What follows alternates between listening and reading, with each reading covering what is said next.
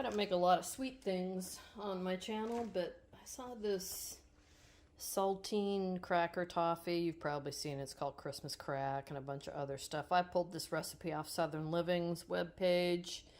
You only need a few ingredients and it looks really good. And I happen to have the ingredients, so let's give it a try.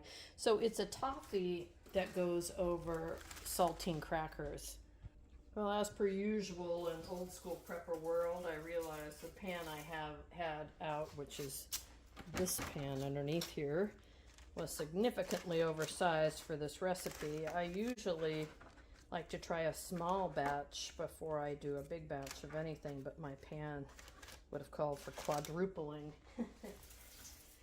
And yeah, that's not so great. So 13 by 9 inch pan. We're supposed to have about 24 of these saltine crackers. So 6 across and 4 tall. So what we're going to do is just make toffee in a pan on the stove. Then pour it over the top of this. Pop it in the oven. Put some chocolate chips on it. Let them melt. Smear those out. And then add some fun stuff at the top. Now, recipe calls for saltine crackers, but you could use graham crackers, you could use pretzels, you could use anything that has a crackery substance to the bottom, anything that would make it stick together. Shoot, you could use a brioche or something if you wanted to, if you toast it a little bit first. Even another cookie, like, oh my gosh, can you imagine a shortbread cookie? That would be, anyway, I'm getting ahead of myself. Let's get the toffee going. All right, so heavy bottom pan, 1 packed cup maple sugar, brown sugar, and then a cup of unsalted butter. Margarine will not work to make toffee. It's gross, and it's just oil. Did you know that margarine is literally just whipped oil? I mean, I'll pour some canola oil in there. The recipe does not call for it. However, old school prepper is going to add in a little bit of a tablespoon of her homemade vanilla. And the reason I'm doing that is I have a theory. Whether it's true or not, I don't know. My theory is that between the time that this gets to like the crack bubbling stage, crack candy stage, until the time I pour it over the toffee, it can harden fast. So I'm thinking if I put my homemade vanilla in there, because it has a little alcohol in it, it's going to give me some time, extra time. I don't know if that's true or not. All right, so the recipe says preheat the oven. We got the oven going. Put the crackers on a single layer on the pan. Make the toffee. Cook the butter and brown sugar in a small saucepan over medium-low heat until melted and smooth while stirring slowly. When it begins to bubble, cook for 3 minutes while stirring. I'm not supposed to take it to that crack candy stage. I actually have a thermometer for that. If I screw it up, I'll use it next time.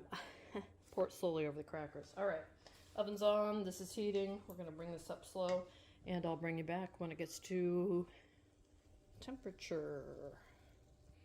So I actually pulled my candy thermometer out, and it does have the softball, hardball, crack, candy, and all that stuff right on here, but on the recipe it doesn't say how hot.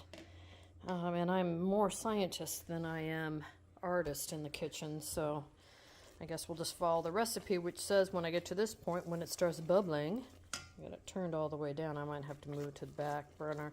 I'm supposed to cook it for 3 more minutes, so I'm cooking it for 3 more minutes. All right, so it's been 3 minutes.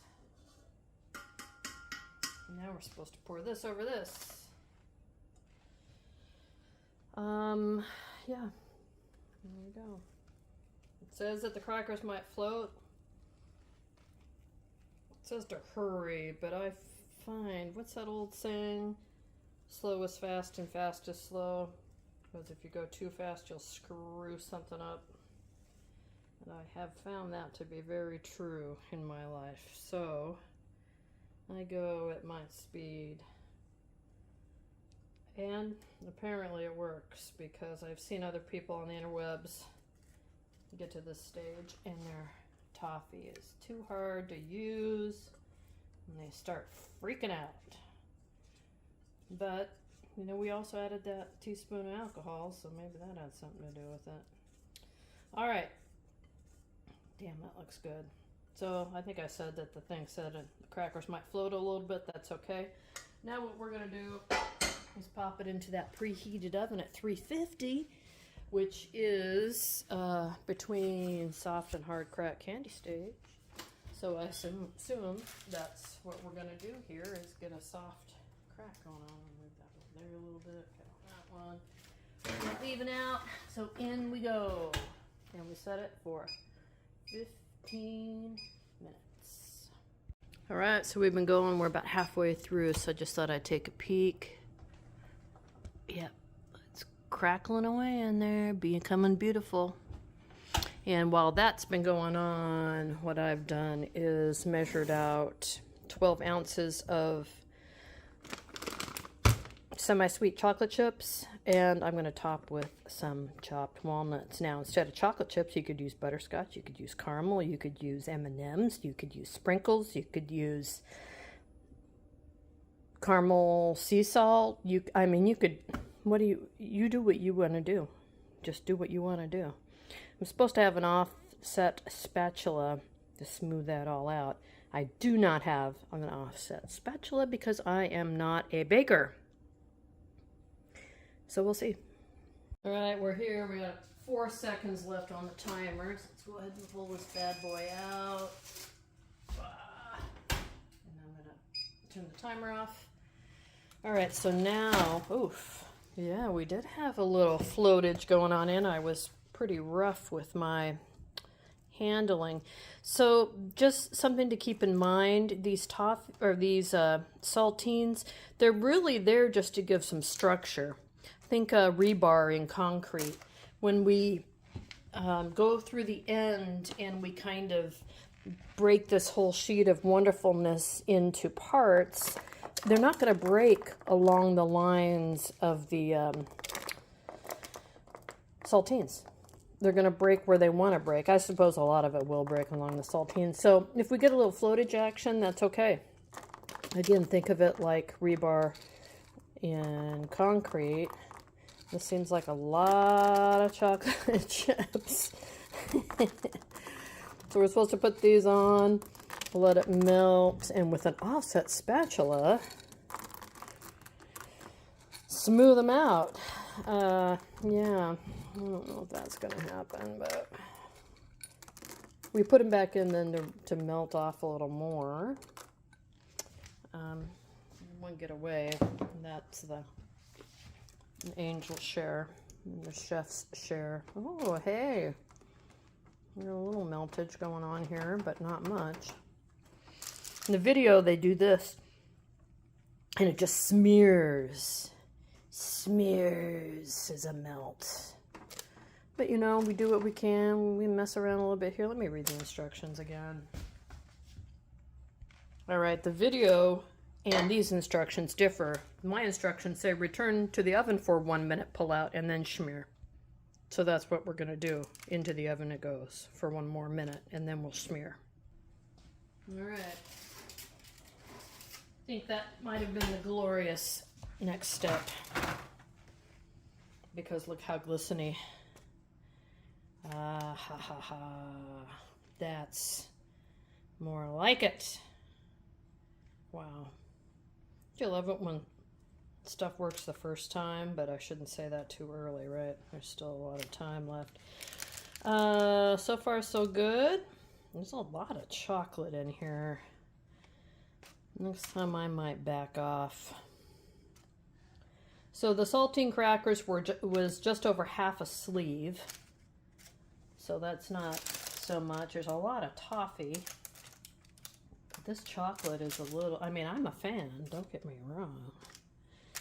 I am a fan. And now we know why this parchment paper is here. Because this chocolate and the toffee, that's also going to be the chef's angel share, I guess. We'll use a still term. Our booze making term. If you know what that means, comment down below. All right, chopped walnuts. I'm a fan of walnuts. Mr. Old School Prepper is not a fan of walnuts, so I'm just going to put them on this edge here, because this is like when we have sweets. Old School Prepper, Mr. Old School Prepper, and I'm not kidding. I'd rather have a French fry, potato. Give me a carb.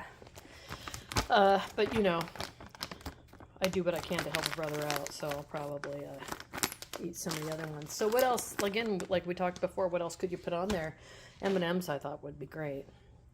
Bits of pretzel, right? More any kind of nut that you wanted to put on there. Pecans would be good. What about pecans that were already caramelized or had honey on them? That would be good.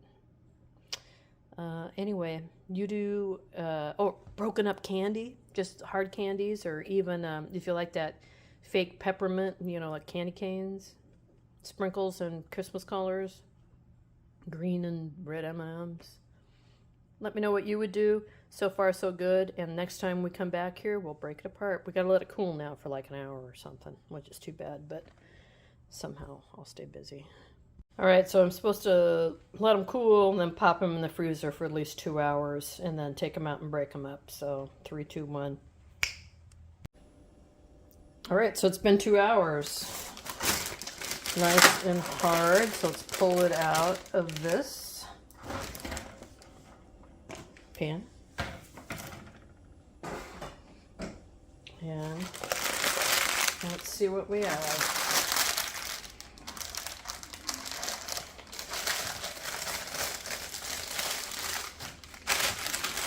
All right, so obviously it'll come off in one big square. And look, see, it's more like the rebar kind of thing we were talking about, right? So what people do is they just start breaking it off like that, and bits and pieces, and eat it. So, oh yeah, it's like almond roca. Give it a try. Recipes down below. So this is one full plate of that 24 saltines. Some are upside down, some are right side up. I would say if you made this look fancy, this is a good amount to bring to a party. It's, yeah, I would say it's a good amount. It's probably a good pound and 2 pounds, 3 pounds. So, yeah, that's excellent. Let me know what you guys decide to do with it. This is good stuff.